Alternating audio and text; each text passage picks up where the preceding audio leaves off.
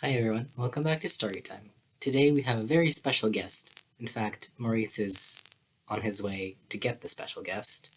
They should be here any minute now. Here they are. Our guest today is Pig, and Pig has come all the way from Hungary. So to celebrate that, I'm going to read The Amazing Pig.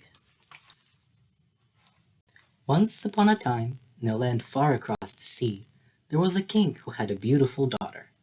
One day this king let it be known to the entire country that he would give the princess in marriage to any man who told him something he could not believe. Now, in a small village in that country, there lived a poor peasant, with his wife, 7 daughters, a son, and a pig. When the poor peasant's son heard of the king's offer, he decided to set out for the palace to try and win the beautiful princess for his wife. After a long journey, the peasant's son arrived at the palace gates. The guards permitted him to enter and told him to join a long line of princes and knights and noblemen who were all waiting to see the king. As the young man waited patiently, he saw many other princes and knights and noblemen leaving the palace. They all looked very disappointed. At last it was the young man's turn to present himself to the king. He stood before the king's throne, bowed deeply, and said, "Good day, your majesty." "Good day to you, my lad," the king said kindly. "Why have you come to see me?" "I would like to marry your beautiful daughter, if you please, your majesty." "I'm sure you would," said the king, "but can you support a wife?" "Oh, yes, your majesty, I could support her very well. You see, your highness, my father has a pig." "Indeed, I believe you," said the king. "He's an amazing pig, your majesty. Ever since I can remember, he has provided for my father and my mother and my 7 sisters and me." "I believe you," said the king. "He gives us as much milk every morning as any cow." "I believe you," said the king. "And, your majesty, he lays the most delicious eggs for our breakfast." "I believe you," said the king.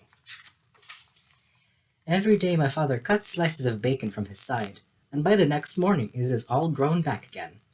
"I believe you," said the king, and he smiled. "And, your majesty, on rainy days he sits on the river bank and catches a whole string of fish for us." "I believe you," said the king. "One day the pig disappeared," said the peasant's son. "We looked for him high and low, but we couldn't find him anywhere." "You must have been very worried," said the king. "Oh, we were, but at last we found him in the pantry. He was catching mice." "I believe you," said the king. "From what you tell me, he's a very clever pig." "My father sends him to town almost every day to do errands for him." "I believe you," said the king. The pig orders all my father's clothes, and mine too, from your majesty's own tailor."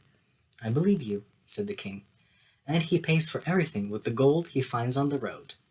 "I believe you," said the king. "But lately, your majesty, the pig has become restless and difficult to handle. He refuses to go where he is told, and will not even allow my father to slice any more bacon from his side."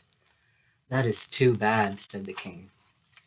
"Besides, your majesty, he is getting quite blind, and can hardly see where he is going." "He should be led," said the king. "Yes, your majesty. That is why my father hired your own grandfather as a swineherd to look after him." "My grandfather a swineherd? That can't be true," yelled the king. "I don't believe you." Then, too late, he remembered his promise.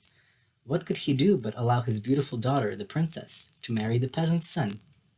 The couple lived happily for many years, and when the poor peasant's son finally inherited the kingdom, his people declared they had never had so wise a ruler.